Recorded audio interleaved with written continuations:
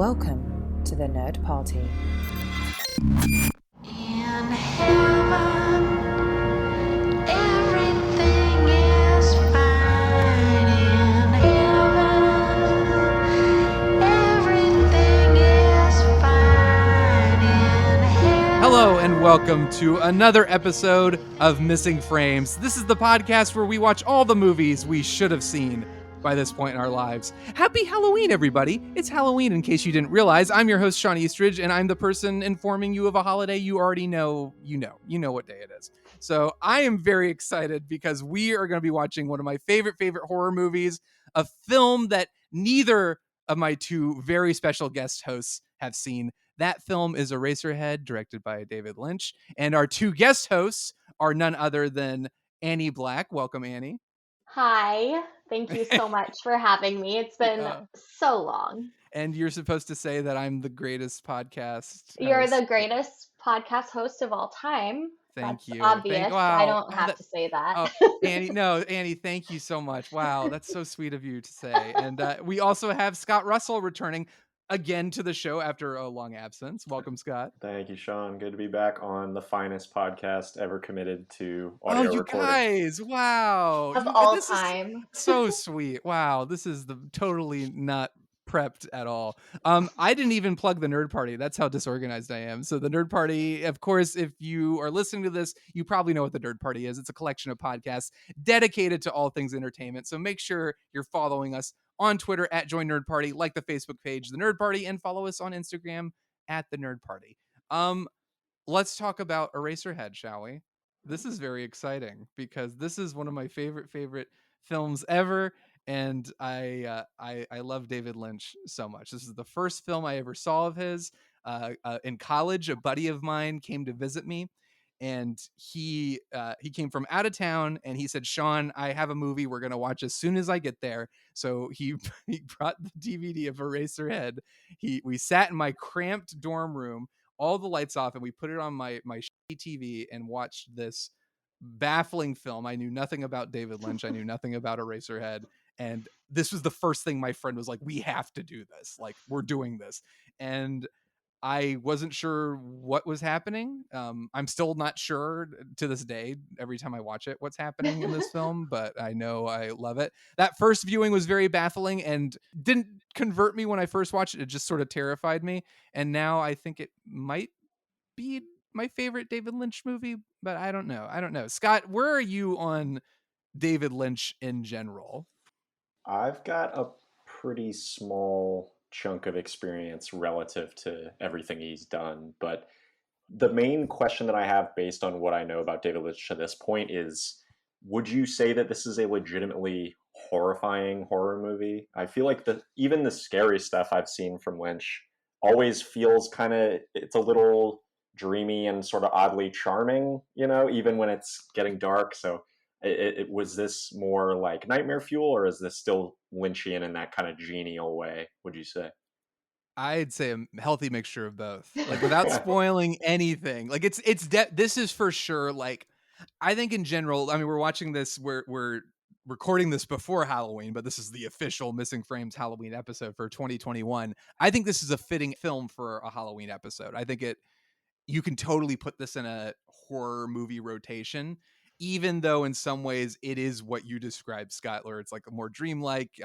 It's certainly very nightmarish. I think it's a short film. It's like an hour and 20 minutes, but it's like an hour and 20 minutes of very distilled, like, I don't want to say too much, but I will say I think it is fitting to watch the film on Halloween. It's not like outright horror, but it's weird, it's disturbing, and has that Lynchian sense of humor. But I think of all his movies, it's certainly one of the darker ones and weirder ones. Sure. That even is, like, I feel like that's a given. But it seems like an ideal go in knowing nothing movie. I'm glad to be doing it that way. I would certainly approve of that method of watching this film. But Annie, tell me, where are you sitting on David Lynch? Are you a fan? Have you seen anything of his? Yes, so I am a fan of David Lynch. I like his films. I'm not super experienced in him. I've seen Twin Peaks: Fire Walk with Me and some of the new Twin Peaks I didn't finish the old one, but I've seen, I know what's happening.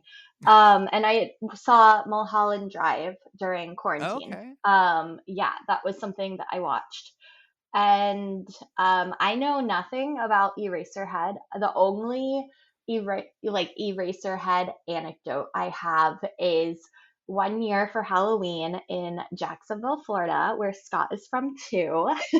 Whoop. Shout out to Jacksonville. Whoa, man. Wow. Jacksonville I was takeover. home. I was home and I was at, I believe, Root Down, which is a bar in Jacksonville, and it was Halloween and everyone was in costume. And I ran into a friend and RIP, this friend died. RIP Indy. Oh But my this was gosh. years later, so not related to the story at all, but just like This got side really note. depressing. Side note, RIP. But back to Eraserhead, he was dressed as Eraserhead. Oh Oh, no. okay. And that was my first experience with this character because I had no I asked him, I was like, did someone electrocute you? And he was like, I'm Eraserhead. And I was like, oh, totally know what that means. And I just walked away. No clue. And I did not look it up. No, why So would you? I Why would too you? am fresh into not knowing what this is. But I will say, I have been very fond of David Lynch's weather reports over the last year. I don't know Oh if my y'all have God. seen that. Scott, have you seen the They're weather report, Scott? they're very lovely. I've mostly They're so seen good. screen caps, but what I have seen are very, very nice. It's nice, uplifting. It's great. Yes, he is a delightful gentleman and like very in contrast with the films he makes. Like I think if you like ran into him and had a conversation with him, you would never guess that he was the director behind the film we are about to watch. But part of the reason this is such a wonderful, fascinating film is that this was basically his debut feature. He did it himself, I think, using I think he was attending the American Film Institute in California, and they basically had all these stables that were not being used, and they were like, "Hey, why don't you live there?" And he was like, "Great, I'm going to turn these into film studios and build all my sets here." And and I think over the course of like 4 years, he just used that space to film this movie. I think maybe I'm wrong, but I'm pretty sure this film did take 4 years or so to Wow. shoot, and I I had mean, no he idea did it it was himself. his. Had no idea it was his feature debut. Yeah, yeah, because he'd done some short films, but this was the first feature he'd done. And I'm looking through my notes, aka Wikipedia, and There is I a gap between his last mid '70s short and then Eraserhead in '77. There, so it looks like there are a couple years there that he was working on it. there's some incredible stuff in this movie that he is. There's certain effects that he is not. He will not comment on how he made them, which makes it all the more disturbing. I And love we'll that. discuss Ooh. more in part 2 of the episode once we know what we're talking about. But this was also, I think, George Lucas loved this movie so much that he actually offered David Lynch the opportunity to direct Return of the Jedi. Have you heard this story? I've never No. heard that in my life. There's a great yes. David Lynch was actually I think he was the runner-up to direct Return of the Jedi. Oh my god! And I can't imagine what that would have been. I think it's What funny a that he missed was opportunity. Release the Lynch cut. Yeah, I know. I would love to see it. I think what's funny is he was so outwardly like, I don't want to direct that movie, and then a couple years later he did Dune.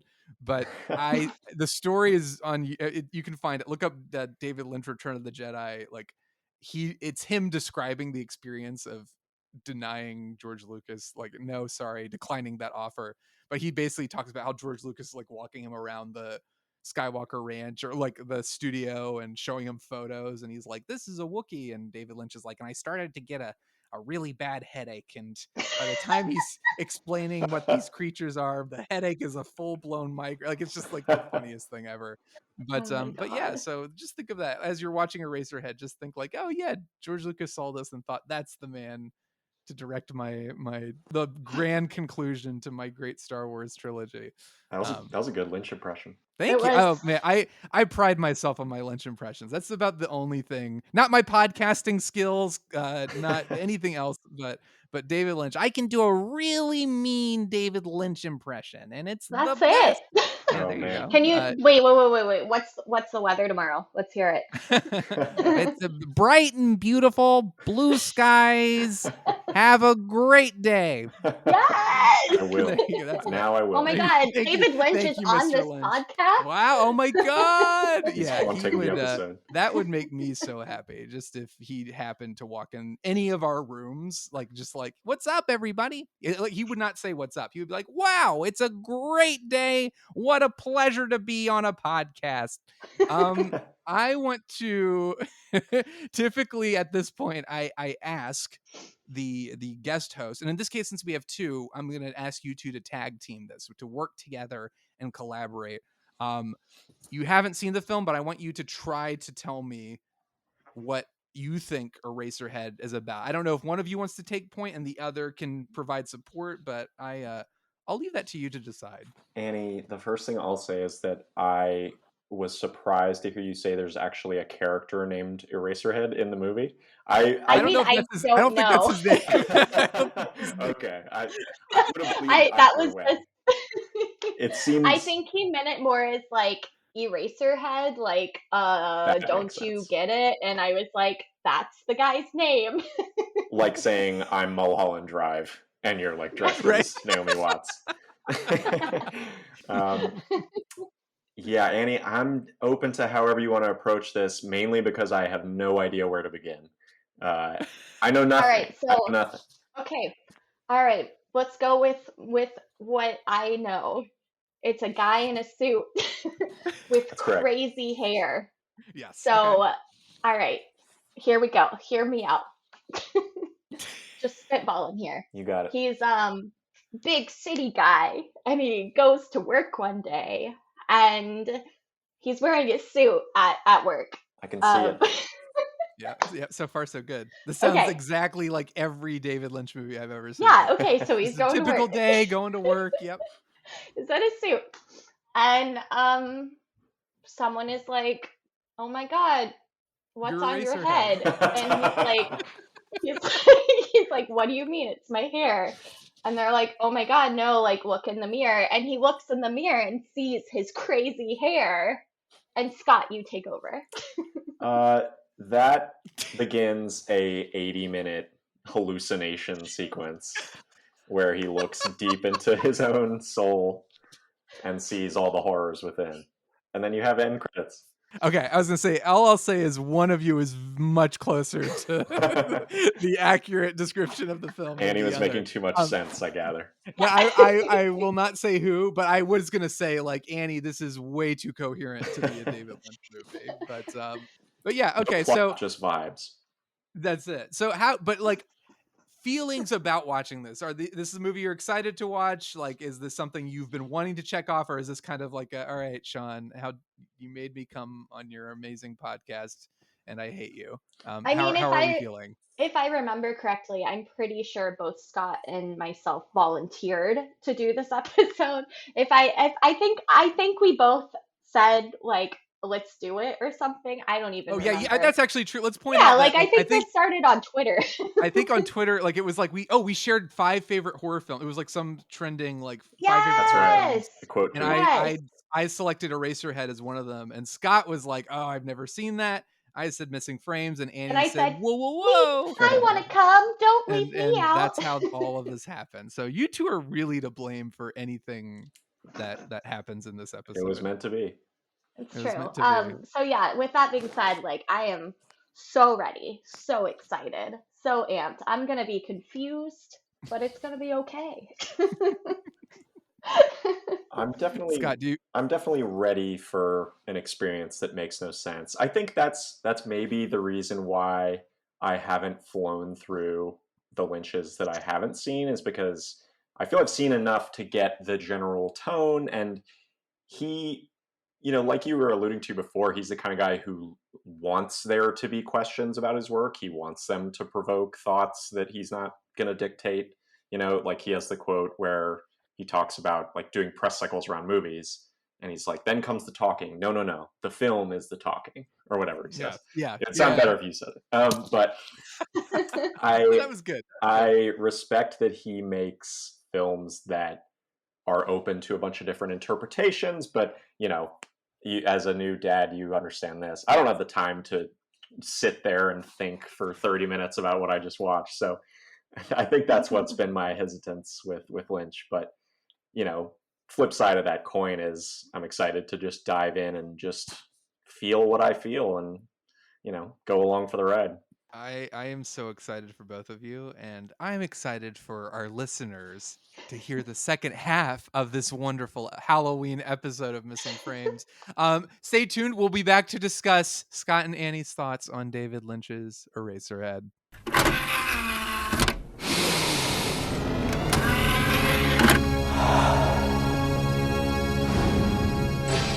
Now available to own on video cassette. All right, we're back. Annie has a glass of wine. Scott Sure looks do. very upset. I guess also has wine. yeah. Well, I should have brought some. I don't drink. Though this movie was the fourth time I watched it. I feel like every time I watch it, I'm a little bit closer to needing substances of some kind to ease the nerves. But Scott, let's start with you. What are your feelings about David Lynch's Eraserhead? I guess I want to ask you, do you think this does qualify as a Halloween-worthy horror movie?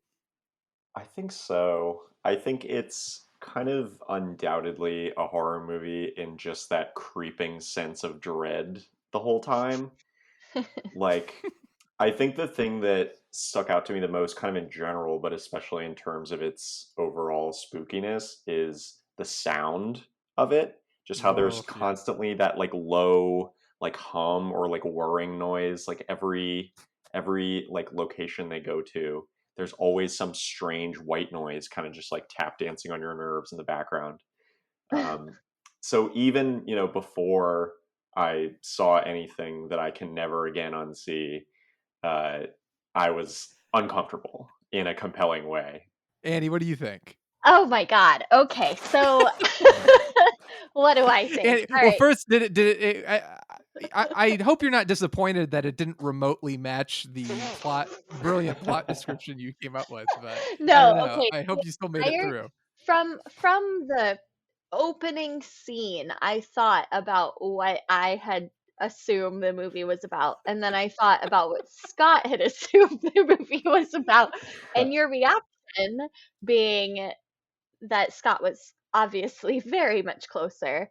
And from the beginning, I was like, okay, like I guess I'm in for a ride. I have no idea what to expect at this point. It was a lot. As David as David Lynch's first film, I've thought a lot about this in the past. I watched it an hour ago. Literally So finished it. I've Both had, of you just I, finished it. So we're going I've had fresh into the conversation. Okay. I've had a lot to process in the last 45 And minutes to an hour. a lot to drink. And no, actually, this is the first glass, actually. But yeah, so David Lynch's first film, Eraserhead, was a trip. I don't I I don't even know where to begin. And like, all right, we have to start in the opening. Let's start at the beginning. We'll Yeah, begin at the beginning. let's start at the beginning. All right, the opening scenes, which is just like, he's like, I don't know, is he in space? Is he like, I have no idea what's happening. He's sideways the entire time, and it's like that for like 10 minutes, and I'm sitting here like, please tell me that there's more. Like, truly, I please. kind of just accepted that I wasn't going to understand that initial sequence until maybe Very later early in the on. movie. Yes. You're Yeah. like, Yeah. okay, I guess I need to surrender myself to it. I wish I could go back to, I mean, I kind of can. I told the story. It was, I mean, just imagine a really close friend of yours, like coming to visit you at college, and it's like, we're gonna hang out, we're gonna have fun, and he's like, no, why should we go outside in the beautiful summer night when we can stay in your dorm room and watch this movie and pitch dark, like just shut off all the lights and watch this film. And having never seen David Lynch before, having no clue what to expect, just that I think what probably impressed me, and I guess I should say terrified me at the time, was how utterly uh, all encompassing this vision is. Like it pulls you in, and you're immediately just like in this nightmare world, and it's like, I don't want to be here, I don't know what's going on, and I feel weird, I feel very, very weird, like Scott was saying. I think that sound design is so brilliant. I think it was David Lynch and Alan Splett, just like, I don't know what they did. I think it was just like weird, like just very, they just found a way to make natural sounds like that. They basically handmade, like this entire movie is. They just made the soundtrack out of things they found, and then they would speed it up or slow it down to make it appropriately creepy. But I remember feeling very, very similarly to Scott, just being sort of like, oh no, what have I done? I should never have invited my friend Matt to hang out with me. And also just like feeling completely hypnotized and just like, all right, I guess, well, it's only about 90 minutes, so at least Yeah, it'll be over soon. the 90 minutes was something that I kept coming back to mentally throughout the movie. It was like, all right, Annie, it's been about 45. There's only 45 to go. And it wasn't because I wasn't enjoying it, because I think I liked Eraserhead. Like it was challenging to watch in a good way. Like you didn't know what was happening at any given moment or what was to come. There weren't a lot, like as you got into it, there were some, common themes and like little motifs, like the singing lady with the big cheeks. What's her deal? Who's to say? But The she lady comes in the back a couple radiator. times. I mean, yeah, it's just your average everyday radiator lady who sings songs Yeah, that she's Modest Mouse also sings songs of. oh my That was when I David. was like, when she sang the In Heaven, I was like, oh, that's a Modest Mouse thing. I guess they got it from this. I can't remember the name. Working on Leaving the Living, I think is the name of the song. I've Mhm. heard Um, I've heard that Pixies and I think Bauhaus have also covered it as well. That oh, Um, feels that's right. great. yeah, Did Yeah. I read? So I did a smidge of research post watching. Did I read that David Lynch wrote that song? Like he he did. wrote the hmm lyrics? Hmm. Wild. Is that We common? Does all he write music often? Well, he does. He actually, Hmm. there are David Lynch albums you can stream Oh, that are, he just amazing. produces his own music because he's a man of many talents. Hmm. And I would highly recommend that everybody And who he records also as a thought gang with Angelo Badalamenti, for the composer from Huh. Twin Peaks. yeah, yeah, and they he did Blue Velvet and I think a couple other David Lynch films too, but Gosh, I feel like I know so much already about David Lynch, but there's so much more to learn. Like crazy. well, it's funny. I was so deeply disturbed, but I was not remotely prepared for it the first time I watched it, and so deeply disturbed by it. And what's funny is a few years ago, my wife and I we bought Twin Peaks, having never seen it. We're just kind of like, well, you should get this. It's on sale. Let's just buy it and That's a good let's buy. start watching it. And we did, and we were like, this is fascinating. And that kind of, I don't know, it was right before I moved to Atlanta, strangely enough, and I it just triggered something in my brain. And I think right after we bought Twin Peaks, Criterion Collection did a sale, and I was like, well, I should get Eraserhead. I only saw it once and it was so disturbing, but I need to own it. And then like just sprung it on Sarah. I'd only seen it once a few years later, or a few years prior, and I don't even remember the conversation. May the Lord bless Sarah for just even remotely indulging this, but it Oh was my just like, gosh. What a Eraser, trooper. you've never seen Eraserhead? Let's just put it on. And I put it on just knowing what was about to happen.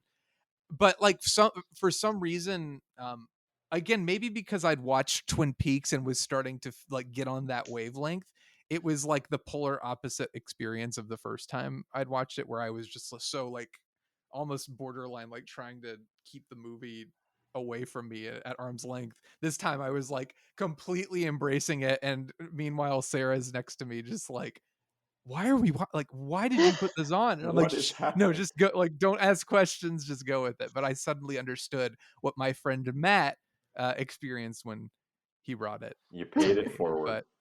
But I paid it forward, and I feel so proud, and I'm sure she feels really thrilled at that moment. I'm sure she was really thrilled we were married. But I I'm curious as to what Annie, you mentioned themes and certain things. What are some of the things you picked up on? Because there's some very specific ideas. David Lynch has never flat out said what any of his movies are about, but I Mhm. think this one is not explicit because it's so baffling, but I think there are some interesting things going on in it. So I wanted to see what both of you, and we'll start with Annie, what both of you picked up and what you feel like the movie is trying to convey or say about whatever its subject is. Sure. So like I said, I did a little bit of reading, so I have some things to fall back on here. But I read that obviously in Eraserhead, the man Henry, that's his name, Henry. right? Yeah, sadly his Henry. name is not actually Eraserhead as we thought, as we originally predicted. When I explained what Eraserhead was to AJ, my boyfriend, for the podcast listeners, when I explained to him, because he hasn't seen the film and actively decided he was not watching it with me today, he said, I am not in the mood for that. I said, fair. Good for him, knowing his boundaries. Good man, good man. Yeah, explaining to him, well, it's like literally they make erasers out of his head. And he goes, what? And I was like, no, I'm not kidding. Like, that's literally, like, it's as That simple, happens. as explicit as it can be. It happens. But yeah, so outside of that, I mean, clearly Henry becomes a dad, and there's a lot of like tension and anxiety of like him becoming a dad when he doesn't like he doesn't not want to be a dad, but it got thrust upon him. And not only that, it got thrust upon him in the most alarming way of all time, where Also it's not. spontaneously, like, wasn't it like it had only been a couple weeks? Yeah, he And the just met mom is this like, like. by the way, there's a baby. And he's like, what?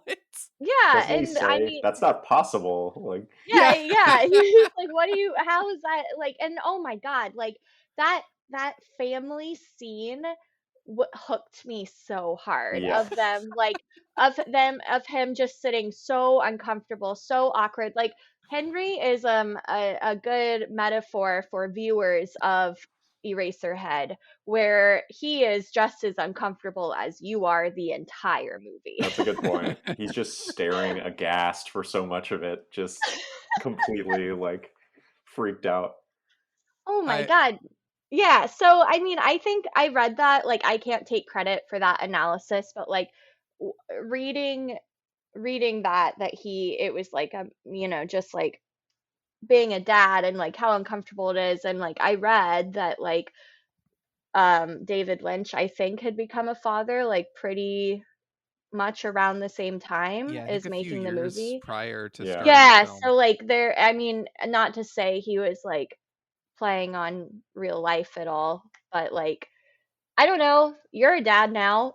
You know more about being a dad than I Oh, do. I have, well, the last time I watched Eraserhead was pro- a little more than a year ago, and I had a feeling. I just knew I was. I kind of like, again, spiritually. I think David Lynch and I were best. We're the best of buds, and we are tuned into something because I just had the sudden urge to watch Eraserhead, and I was watching it, and I'm like, I'm gonna be a dad. I know. And a few days later, we found out Sarah was pregnant, and it was like Eraserhead manifested Oh that, and wow, it was. I don't know if that's a good thing. I that's don't know. I spooky. still don't know if that's a good thing, but it was just like a few days later. No joke. It was like Hmm. I just knew. But yeah, I can say. I can confirm to anyone out there that Eraserhead is 100% what it's like to be a dad. In case anybody's wondering, actually watching the scenes now of just like him and and his girlfriend, wife, Mary. just like Mary, as yeah. the babies, Mary as the babies, just like screaming and upset, and just her yelling at it. It's just like Sarah and I were watching. We're like, oh no, And fighting this for is a space in the little bit too bed. close to home. And our poor dog Winnie, is sitting there like very alert as the baby's crying because she Mm-hmm. has had to deal with an actual crying baby, and she's kind of watching us like, are you guys gonna do anything? And we're like, no, Winnie, this is just our lives now. Our lives are Eraserhead. But I feel like, again, David Lynch films tend to defy easy explanation, but I think the idea of fatherhood and David Lynch's fears of fatherhood I think that's the one thing he's kind of confirmed, like that it's like, yeah, I just become a dad, and I think those fears and anxieties kind of manifested themselves. But is that something you picked up on, or how do you feel about that? Um, I had to do some reading of my own to find that out, that he had had his daughter not long before, and apparently he'd spent some time in Philadelphia in a tough neighborhood, and just kind of that ambient stress of like crime and general chaos happening around him really bled into this film a lot. Um, so that all I couldn't, have gleaned from it myself, but I definitely picked up on the how to phrase this. The little creatures that like the baby ends up being one. They're Mm-hmm. Yes. they're very sperm-like, those shapes. Yeah. And when the radiator lady is stomping on them, and it's like, okay, that seems like a Got that. metaphor. Got it. So And the woman who's going Interesting. to rescue him is basically saying, "Don't worry, I'll take care of this. It'll never happen again." yeah, yeah. And the other thing I noticed, and maybe this is just me, but I noticed the radiator lady had this very odd makeup, and it almost looked like there were these like bean-like shapes on her cheeks Yeah. in the makeup, and I was Mm-hmm. like, are those ovaries? They look a little bit like ovaries. I was just seeing a lot of Oh, reproductive imagery. okay. Um, so that is kind of the Interesting. main thread that I picked up on as, feeling like a larger metaphor for reproductive anxiety, for lack of a better phrase, Mm. and that kind of fear of responsibility, when Mary goes to leave because she needs to sleep, and Henry is just so clearly like horrified by that. He's like, "You're gonna come back tomorrow, right?" He's like terrified to be alone with this baby. He's Uh, also like, as far as lack of responsibilities go, like she works and he's on vacation, quote unquote. yeah, I thought that Yeah. was so odd that he's kind of just doing nothing. He's a very just blank canvas of a character. Um, Mm-hmm. just based on the way he looks, I kind of read him as like a David Lynch surrogate, with like the pocket protector and the way he speaks and his hair. And Yeah.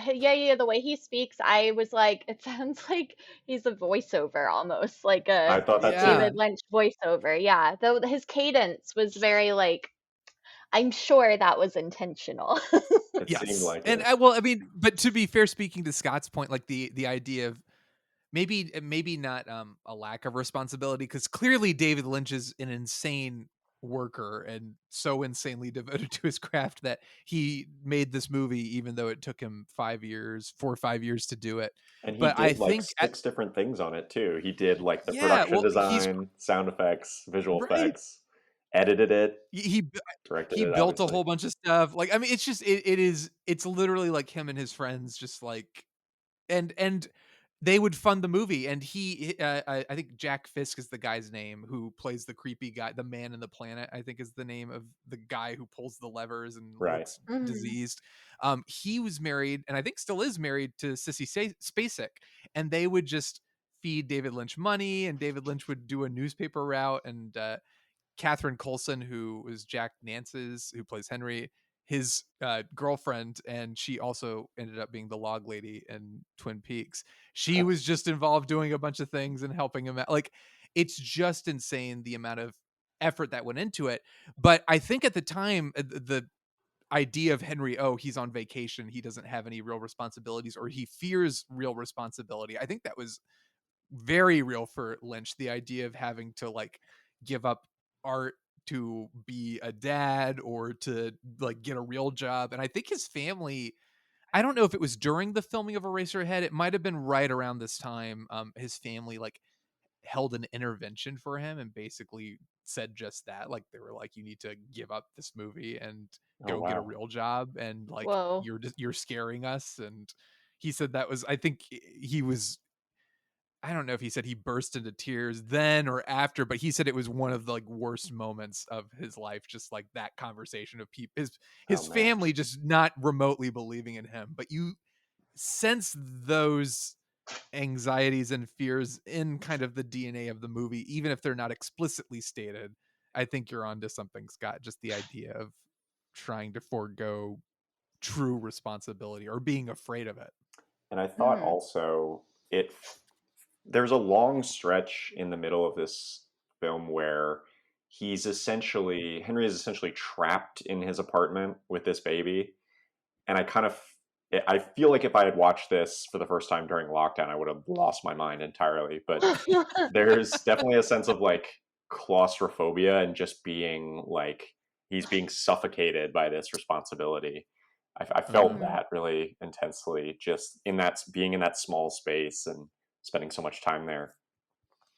Yeah, and the noises did not help at all in those circumstances. Like just Yep. all of the buzzing, and I mean, I watched it with the captions on because I always have captions on, and every single time something happened, it's like radiator hissing, like white noise, like all of these different things. And I mean, they're so loud. Like it's I don't know. There's the scene that like I'm still thinking about, of course, is the one where Mary's about to leave and she yells at the baby, like we've already talked about it, but just like how viscerally I felt that, like I'm not even like I don't ever want children, but like having so like no offense to the new dad, No like offense to anybody As a who you're former has had children. child, But I am frankly, I think Eraserhead is certainly a rousing call to never have yeah, children. like I, as someone that has known their entire life that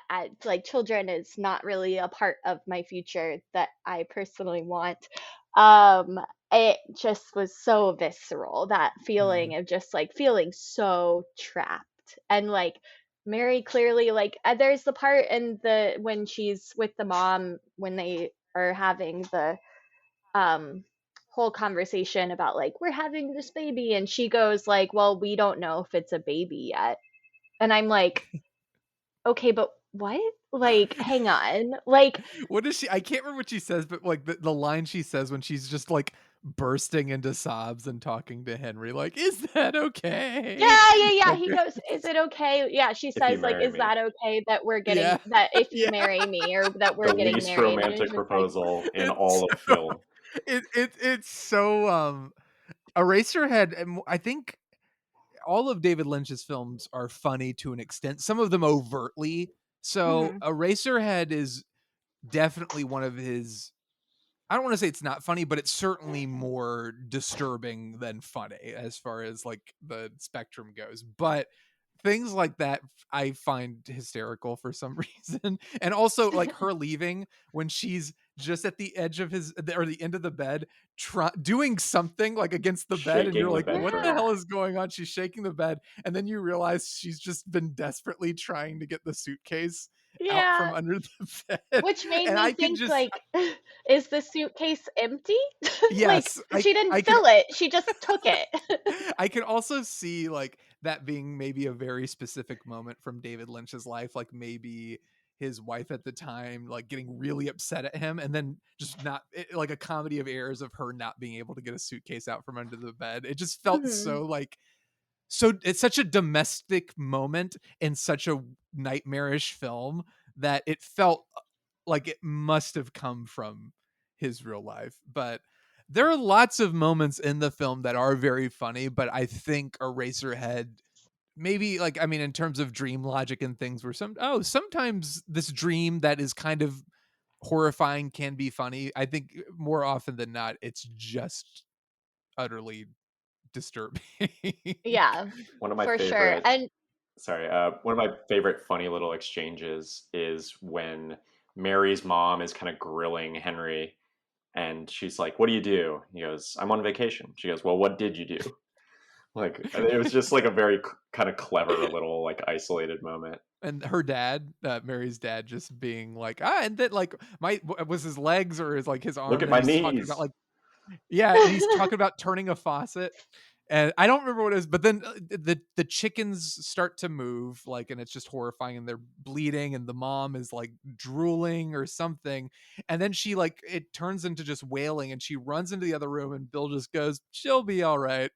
It's just like, Oh, The we creepy haven't even. smile on his face. Oh Oh my yeah, God. God. We haven't even talked about the grandma that's just oh in the yeah, who's kitchen. only in that Oh one scene, yeah. and they help her stir the food. I Well, think like they're she just like, here she you go. like unwillingly, it seems like, because she's clearly paralyzed, and then they stick a cigarette in her mouth, leave the oven open, and turn off the light. That was I like, want to. I was sitting here and I was like, are we gonna get back to the grandma? And then we do, but she's in the room again with the lights now on, the cigarette smoked, question mark, and she's asleep.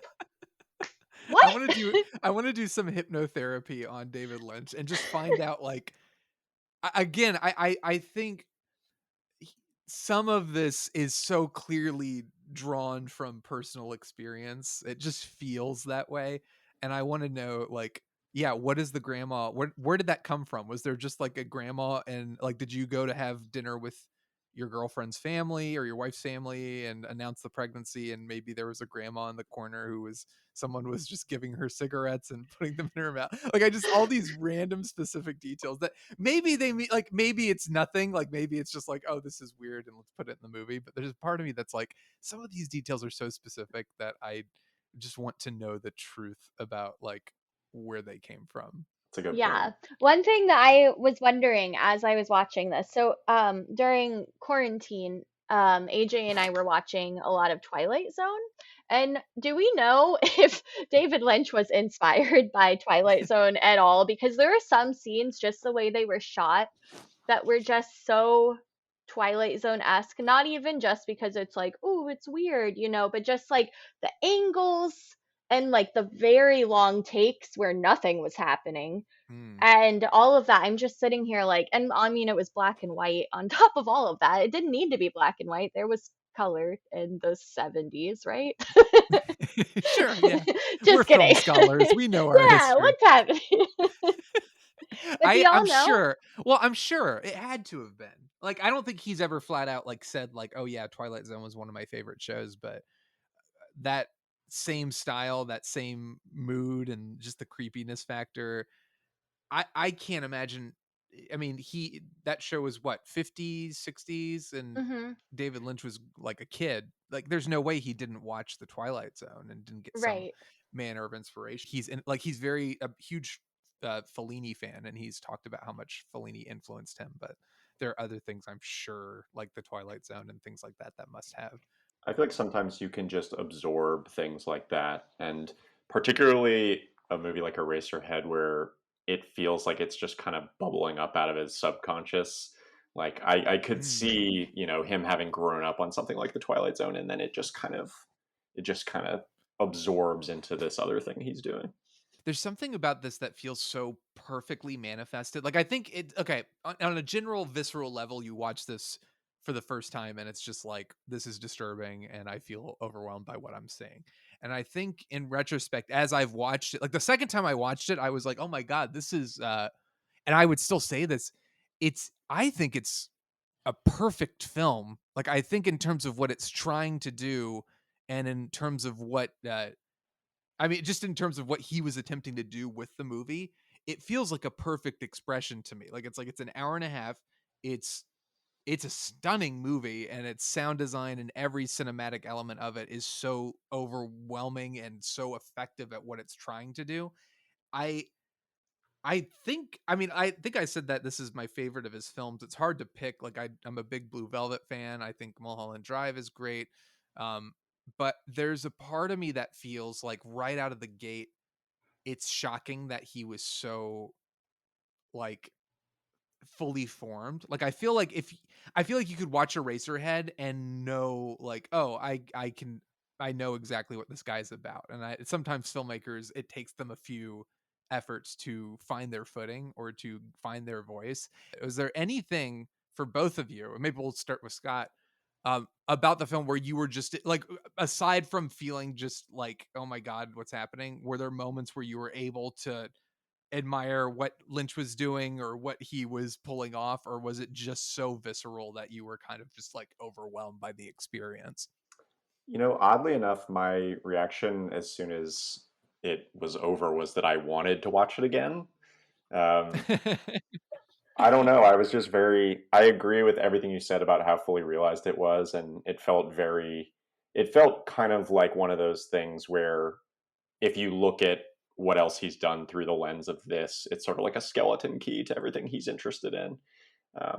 Like the Lady in the Radiator, that little cabaret in there felt very like Black Lodgy to me.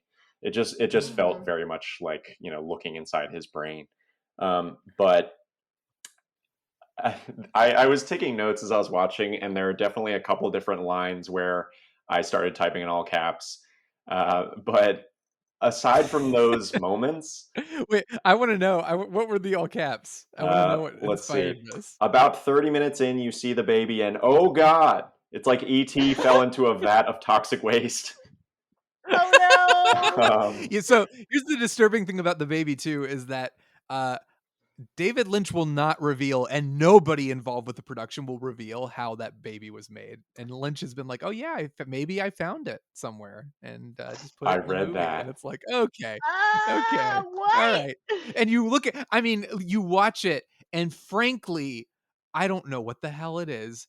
I don't want to know what it is, but there is this feeling of like, how did they make this? I agree completely. It's kind of that dual question of, okay, how much of this is some kind of actual living tissue, and how much of Mhm. this is being manipulated or puppeteered somehow.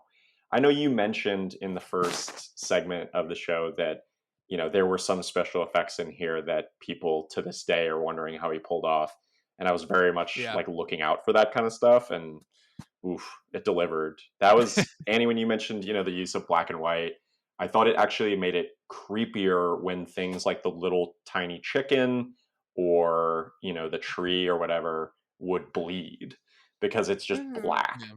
And that was, to me, that was more disturbing than just actually blood would have been.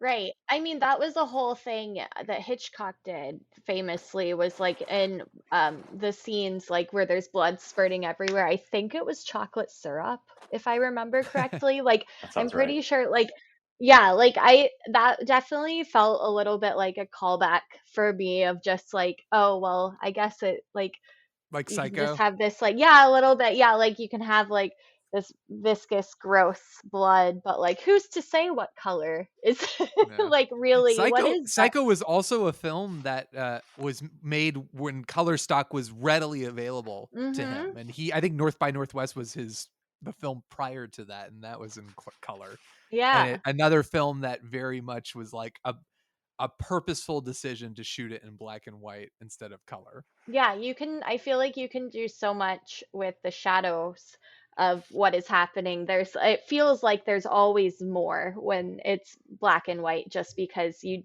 can't see half the screen half the time. Um, but back to your question of like something that like I was like, wow, David Lynch is doing it. Like he is doing it. Was the scene, the pencil factory scene.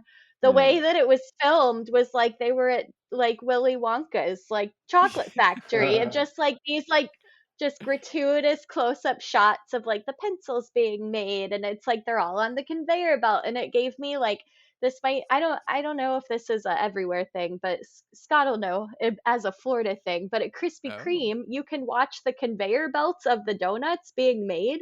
Like they have a glass wall, and behind the glass wall is the donut factory, as I called it as a kid, and you can watch That's the right. donuts like being made in real time, going up and down this elevator of donuts and like getting flipped over into the oil. And it was like that's all I could think about during this pencil scene, which You bothered me, wanted donuts. knowing that it was a dude's head.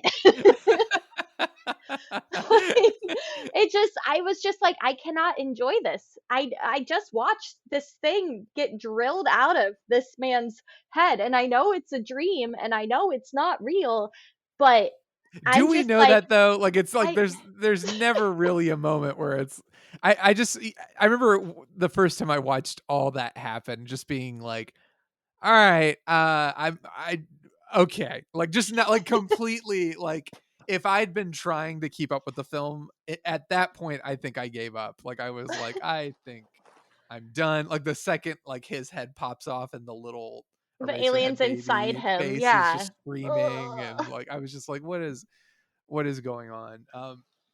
I have so many like favorite amazing moments from this movie. I think Agreed. the scenes that I forget about that disturb me not more than like scenes we've already described, but unsettles me a lot that I don't know if they're talked about as much because so much in this film is so utterly striking that you're like, oh, Eraserhead baby. That's what stands out to me. But the scenes of the woman across the hall seducing him and Oh, just yes. like the soundtrack, like just that unsettling tone as like they are in bed together in the pool of whatever and they just kind of sink into the like all that stuff is so the lighting is obviously very stark, but in those moments, it's like he kind of just dimmed the lights even more, and the lighting just makes it even more disturbing. Plus the Mhm. sound.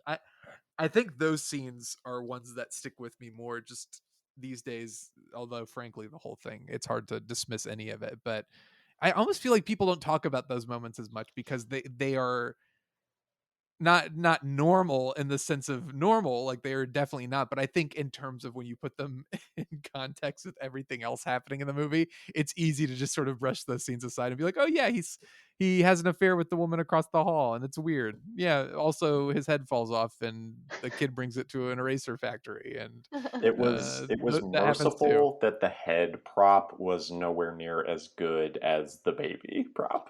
Yeah. Honestly. Honestly, the head looked fake. Yeah. And That was especially with like necessary. that a proud little kid carrying it around like it's a soccer ball. I just was like, what is going on? Like this, it's how why I like I know once again it's a dream world, nothing makes sense. But like the kid, it was his trophy. I don't know. It was very strange. Very Two strange. That's the Eraserhead story. Amen. Two very memorable moments for me. Both involved the baby, but also both kind of landed in that weird zone between horrifying and funny that we were talking about before. Mm.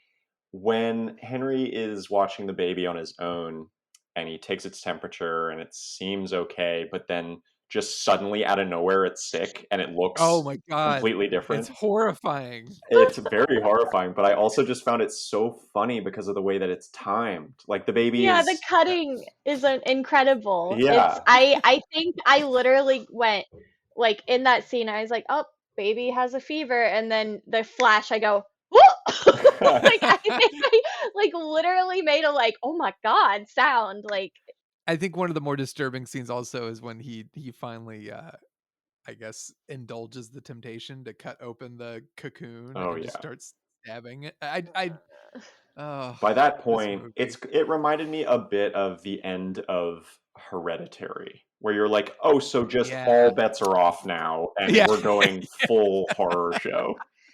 One I reading did that I liked was that the Radiator Lady represents Henry's subconscious. So when she's stomping on the sperm creatures, she's representing his like subconscious desire to not have a baby.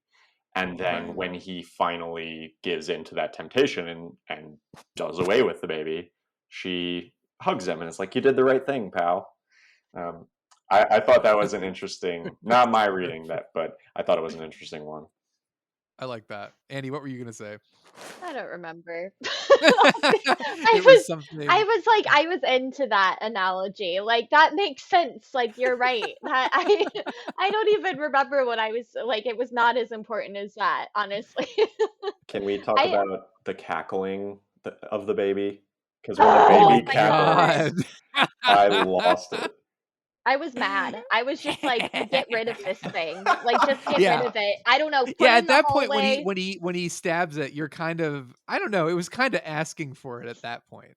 That's Yeah. probably Did he why they stab it did that. before or after? I can't remember. It's after, Hmm. but Okay. they're back to back. So that's a good Okay. point, actually. That's probably why the cackling happens, because it's like you gotta not feel so much for the baby before that happens. Are there any other big standout moments for you two, or anything that caught you off guard? Annie, I imagine the whole movie, I mean, the whole movie is so upsetting and strange that it's just a constant process of being caught off guard. But Annie, because your prediction of the film was so different from what the film was. For both of you, was there anything that surprised you, whether it was, and we'll start with Annie, whether it was the idea of like, oh, this movie is kind of about fears of fatherhood and things like that. What were the things that surprised you the most? Like that you were, it's a weird question to ask when it comes to a David Lynch movie, but like, was there anything that you really weren't expecting to Oh, I happen mean, that I happened? was fully not expecting musical numbers. And I will admit, as I was watching, like when it was sort of slower towards the beginning, like I was scrolling through like the Wikipedia page, made sure not to push the plot button.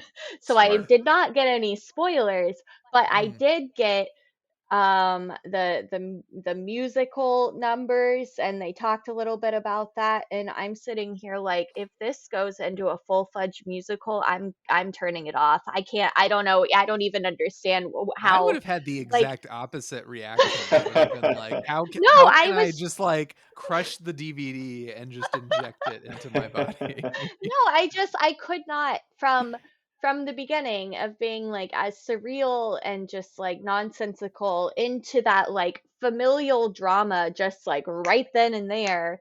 I would, and then they're in the room with the baby for what feels like the rest of the movie. I just like in that moment I was just like, where is the musical coming in? Like who's singing? Like is the baby thing singing? Like cuz if that's happening, I'm out. Scott, what about you? I think I went in with the kind of mindset where nothing was really going to surprise me. Uh, you know, that's uh, that's not exactly how That's it how played David out. Lynch works. It was a very shocking movie, but one thing that I liked, like I don't know if y'all saw Tenet, but there's a line that was in the Tenet trailers where a character just goes, "Don't try to understand it, just feel it," and it Yeah. kind of functions as like advice for enjoying that movie. And I thought that one like little moment from this that stuck out to me as like advice for enjoying the movie is when Mary's dad turns to Henry and goes, "Well, Henry, what do you know?" And Henry just goes, "Oh, I don't know much of anything."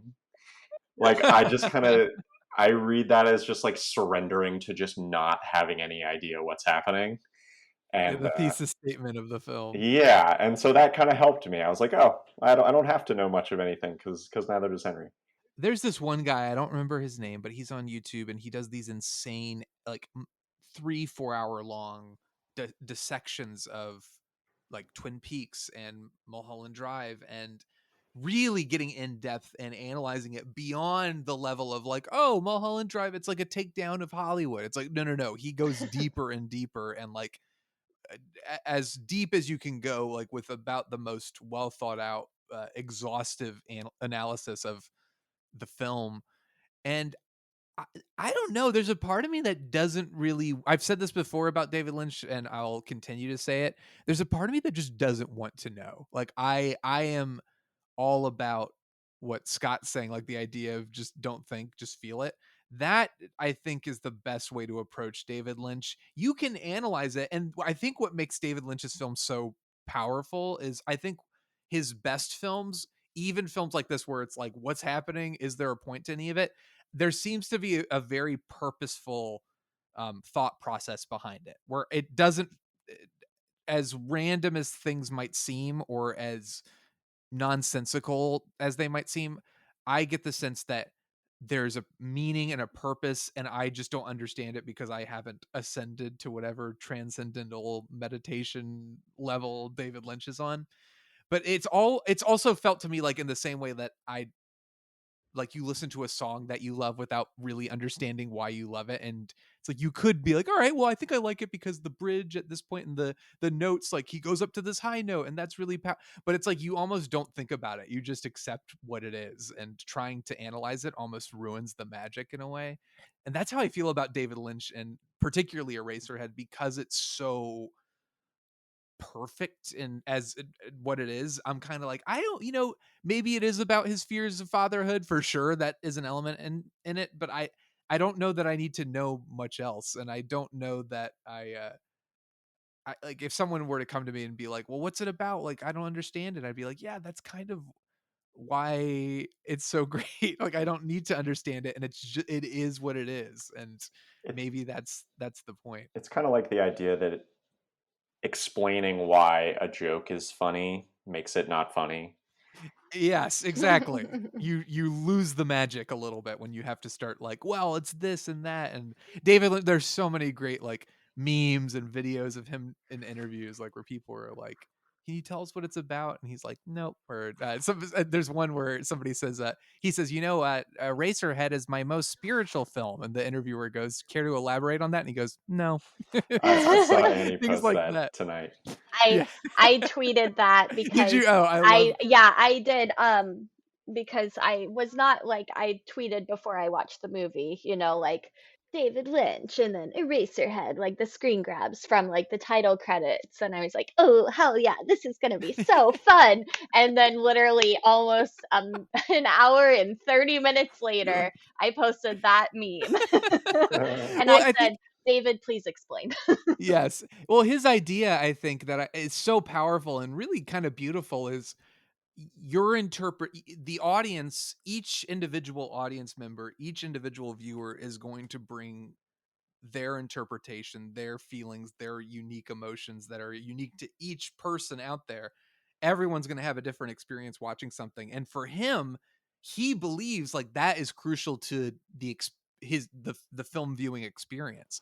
And so Mhm. for him to then impose upon that very spiritual thing with his own like, well, this is what I was trying to say, it removes the power of the film, and it removes your part in making the film ascend to whatever level. So I've always admired that, and I've always kind of steered away. As amazing as those video essays are, again, I can't remember the guy who does them. They're really, again, really incredible. If you really feel like learning what Twin Peaks is all about, go watch it. But like for me, I'm like, you know what? I don't need to know, and I almost don't want to know because, like you said, Scott, it's like explaining the joke.